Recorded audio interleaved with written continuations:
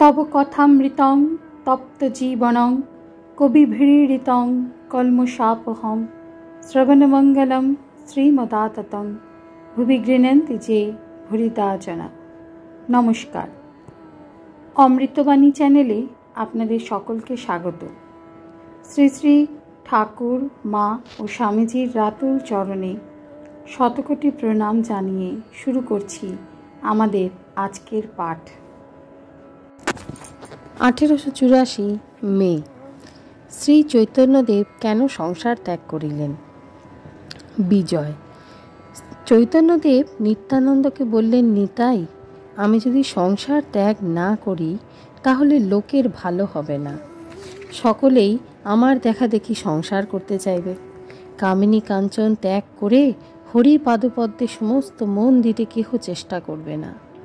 শ্রীরামকৃষ্ণ। চৈতন্যদেব লোকশিক্ষার জন্য সংসার ত্যাগ করলেন। সাধু সন্ন্যাসী নিজের মঙ্গলের জন্য কামিনী কাঞ্চন ত্যাগ করবে, আবার নির্লিপ্ত হলেও লোকশিক্ষার জন্য কাছে কামিনী কাঞ্চন রাখবে না। ন্যাসী, সন্ন্যাসী, জগৎগুরু, তাকে দেখে তবে তো লোকের চৈতন্য হবে। সন্ধ্যা আগত প্রায়। ভক্তেরা ক্রমে ক্রমে প্রণাম করিয়া বিদায় গ্রহণ করিতেছেন। বিজয় কেদারকে বলিতেছেন, আজ সকালে ধ্যানের সময় আপনাকে দেখেছিলাম, গায়ে হাত দিতে যাই, কেউ নাই। 1884 জুন। শ্রীযুক্ত সুরেন্দ্রের বাগানে মহোৎসব। প্রথম পরিচ্ছেদ। আজ ঠাকুর সুরেন্দ্রের বাগানে আসিয়াছেন। রবিবার, 2রা আষাঢ়, জ্যৈষ্ঠ মাসের কৃষ্ণা ষষ্ঠী তিথি, 15 জুন 1884 খ্রিস্টাব্দ। ঠাকুর সকাল 9টা হইতে ভক্ত সঙ্গে আনন্দ করিতেছেন। সুরেন্দ্রের বাগান কলিকাতার নিকটস্থ কাঁকুরগাছি নামক পল্লীর অন্তর্গত। নিকটেই রামের বাগান, যে বাগানে ঠাকুর প্রায় 6 মাস পূর্বে শুভাগমন করিয়াছিলেন। আজ সুরেন্দ্রের বাগানে মহোৎসব। সকাল হইতেই সংকীর্তন আরম্ভ হইয়াছে। কীর্তনিয়াগণ মাথুর গাহিতেছে। গোপীদের প্রেম, শ্রীকৃষ্ণ বিরহে শ্রীমতীর শোচনীয় অবস্থা সমস্ত বর্ণিত হইতেছিল। ঠাকুর মুহুর্মুহু ভাবাবিষ্ট হইতেছেন। ভক্তগণ উদ্যান গৃহমধ্যে চতুর্দিকে কাতার দিয়া দাঁড়াইয়া আছেন। উদ্যান গৃহমধ্যে প্রধান প্রকোষ্ঠে সংকীর্তন হইতেছে। ঘরের মেঝেতে সাদা চাদর পাতা ও মাঝে মাঝে তাকিয়া রহিয়াছে। এই প্রকোষ্ঠের পূর্বে ও পশ্চিমে একটি করিয়া কামরা এবং উত্তরে ও দক্ষিণে বারান্দা আছে। উদ্যান গৃহের সম্মুখে অর্থাৎ দক্ষিণ দিকে একটি বাঁধা ঘাট বিশিষ্ট সুন্দর পুষ্করিণী। গৃহ ও পুষ্করিণী ঘাটের মধ্যবর্তী পূর্ব পশ্চিমে উদ্যান পথ। পথের 2 ধারে পুষ্পবৃক্ষ ও ক্রোটনাদি গাছ। উদ্যান গৃহের পূর্বাধার হইতে উত্তরে ফটক পর্যন্ত আরেকটি রাস্তা গিয়াছে, লাল সুরকির রাস্তা। তাহারও 2 পার্শ্বে নানাবিধ পুষ্পবৃক্ষ ও ক্রোটনাদি গাছ। ফটকের নিকট ও রাস্তার পূর্বে ধারে আরেকটি বাঁধা ঘাট পুষ্করিণী। পল্লীবাসী সাধারণ লোকে এখানে স্নানাদি করে এবং পানীয় জল লয়। উদ্যান গৃহের পশ্চিম ধারে উদ্যান পথ, সে পথের দক্ষিণ পশ্চিমে রন্ধনশালা। আজ এখানে খুব ধুমধাম। ঠাকুর ও ভক্তদের সেবা হইবে। সুরেশ ও রাম সর্বদা তত্ত্বাবধান করিতেছেন। উদ্যান গৃহের বারান্দাতেও ভক্তদের সমাবেশ হইয়াছে। কেহ কেহ একাকী বা বন্ধু সঙ্গে প্রথমোক্ত পুষ্করিণীর ধারে বেড়াইতেছেন। কেহ কেহ বাঁধা ঘাটে মাঝে মাঝে আসিয়া বিশ্রাম করিতেছেন। সংকীর্তন চলিতেছে। সংকীর্তন গৃহমধ্যে ভক্তের জনতা হইয়াছে। ভবনাথ, নিরঞ্জন, রাখাল, সুরেন্দ্র, রাম, মাস্টার, মহিমাচরণ ও মণিমল্লিক ইত্যাদি অনেকেই উপস্থিত। অনেকগুলি ব্রাহ্মভক্তও উপস্থিত। মাথুর গান হইতেছে। কীর্তনিয়া প্রথমে গৌরচন্দ্রিকা গাহিতেছেন। গৌরাঙ্গ সন্ন্যাস করিয়াছেন, কৃষ্ণ প্রেমে পাগল হইয়াছেন। তার অদর্শনে নবদ্বীপের ভক্তেরা কাতর হইয়া কাঁদিতেছেন। তাই কীর্তনিয়া গাহিতেছেন, গৌর একবার চলো নদিয়ায়। তারপরে শ্রীমতীর বিরহ অবস্থা বর্ণনা করিয়া আবার গাহিতেছেন। ঠাকুর ভাবাবিষ্ট। হঠাৎ দণ্ডায়মান হইয়া অতি করুণ স্বরে আখর দিতেছেন, সখী, হয় প্রাণ বল্লভকে আমার কাছে নিয়ে আয়, নয় আমায় সেখানে রেখে আয়। ঠাকুরের শ্রী রাধার ভাব হইয়াছে। কথাগুলি বলিতে বলিতেই নির্বাক হইলেন। দেহ স্পন্দহীন, অর্থনিমীলিত নেত্র, সম্পূর্ণ বাহ্যশূন্য। ঠাকুর সমাধিস্থ হইয়াছেন। অনেকক্ষণ পরে প্রকৃতস্থ হইলেন। আবার সেই করুণ স্বর বলিতেছেন, সখী, তার কাছে লয়ে গিয়ে তুই আমাকে কিনে নে, আমি তোদের দাসী হব। তুই তো কৃষ্ণ প্রেম শিখায়েছিলি প্রাণবল্লভ। কীর্তনিয়াদি দিগগের গান চলিতে লাগিল। শ্রীমতী বলিতেছেন, সখী, যমুনার জল আনতে আমি যাব না। কদম্বতলে প্রিয় সখাকে দেখেছিলাম, সেখানে গেলেই আমি বিহ্বল হই। ঠাকুর আবার ভাবাবিষ্ট হইতেছেন। দীর্ঘ নিঃশ্বাস ফেলিয়া কাতর হইয়া বলিতেছেন, আহা আহা। কীর্তন চলিতেছে। শ্রীমতীর উক্তি। গান। শীতল তছু অঙ্গ হেরি, সঙ্গ সুখ লালস হে।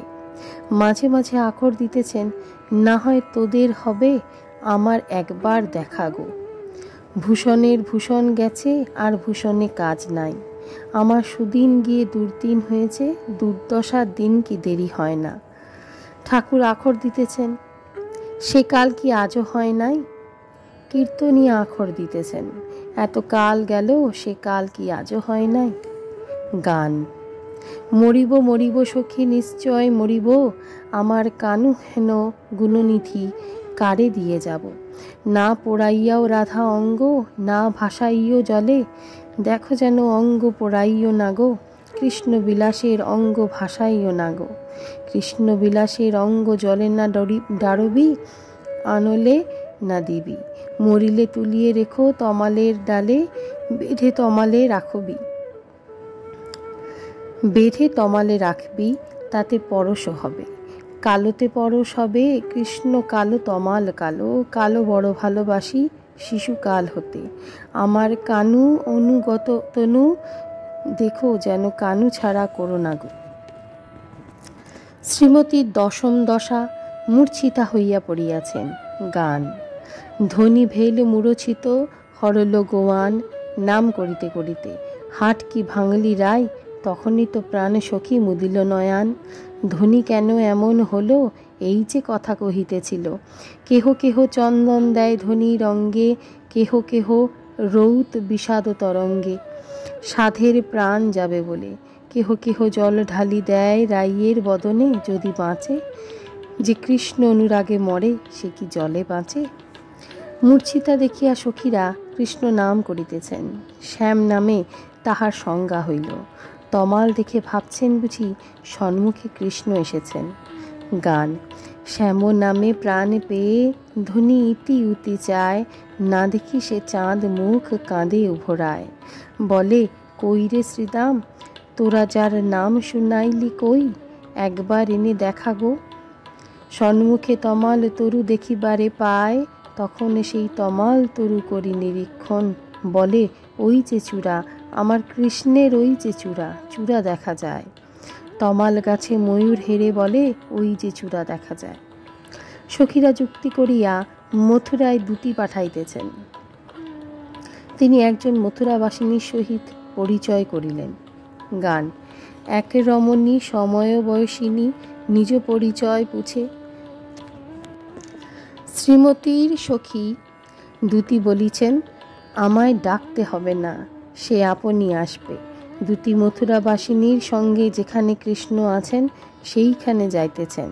তৎপরে ব্যাকুল হয়ে কেঁদে কেঁদে ডাকছেন, কোথায় হরি হে, গোপী জনজীবন প্রাণবল্লভ রাধা বল্লভ। লজ্জা নিবারণ হরি, একবার দেখা দাও। আমি অনেক গর্ব করে এদের বলেছি, তুমি আপনি দেখা দিবে। গান। মধুপুর নাগরী, হাসি কহত ফিরি, গোকুলে গোপ কুঁয়ারি। হায় গো, কেমন করে বা যাবি গো, এমন কাঙালিনী বেশি। সপ্তম দ্বার পরে রাজা বৈঠত, কাহা যাওবি নারী, কেমন করে বা যাবি, তোর সাহস দেখে লাজে মরি, বলো কেমন করে যাবি। হা হা নগর গোপী জনজীবন, কাহা নাগর দেখা দিয়ে দাসীর প্রাণ রাখ, কোথায় গোপী জনজীবনে প্রাণবল্লভ। হে মথুরানাথ দেখা দিয়ে দাসীর মন প্রাণ রাখো হরি, হা হা রাধা বল্লভ, কোথায় আছো হে হৃদয়নাথ হৃদয় বল্লভ, লজ্জা নিবারণ হরি, দেখা দিয়ে দাসীর মান রাখো হরি, হা হা নাগর গোপী জনজীবন ধন, দুতি ডাকো তো উভরায়, কোথায় গোপী জনজীবন প্রাণবল্লভ। এই কথা শুনিয়া ঠাকুর সমাধিস্থ হইলেন। কীর্তনানন্দে কীর্তনিয়ারা উচ্চ সংকীর্তন করিতেছেন। প্রভু আবার দণ্ডায়মান, সমাধিস্থ, কতক সংজ্ঞা লাভ করিয়া অস্ফুট স্বরে বলিতেছেন, কীর্ণ কীর্ণ অর্থাৎ কৃষ্ণ কৃষ্ণ, ভাবে নিমগ্ন, নাম সম্পূর্ণ উচ্চারণ হইতেছে না। রাধাকৃষ্ণের মিলন হইল, কীর্তনিয়ারা ওই ভাবের গান গাইতেছেন, ঠাকুর আখর দিতেছেন। ধ্বনি দাঁড়ালো রে, অঙ্গ হেলাইয়ে ধ্বনি দাঁড়ালো রে, শ্যামের বামে ধ্বনি দাঁড়ালো রে, তমাল বেরি বেরি ধ্বনি দাঁড়ালো রে। এইবার নাম সংকীর্তন তাহারা খোল কলতাল সঙ্গে গাহিতে লাগিল। রাধে গোবিন্দ জয়, ভক্তেরা সকলেই উন্মত্ত। ঠাকুর নৃত্য করিতেছেন, ভক্তেরাও তাহাকে বেরিয়া আনন্দে নাচিতেছেন, মুখে রাধে গোবিন্দ জয়, রাধে গোবিন্দ জয়। আজকের পাঠ এ পর্যন্তই। নমস্কার। কথামৃতের সুধাধারার সাথে শ্রী শ্রী ঠাকুর, মা ও স্বামীজির অনুত্থানের জন্য চ্যানেলটি সাবস্ক্রাইব করুন।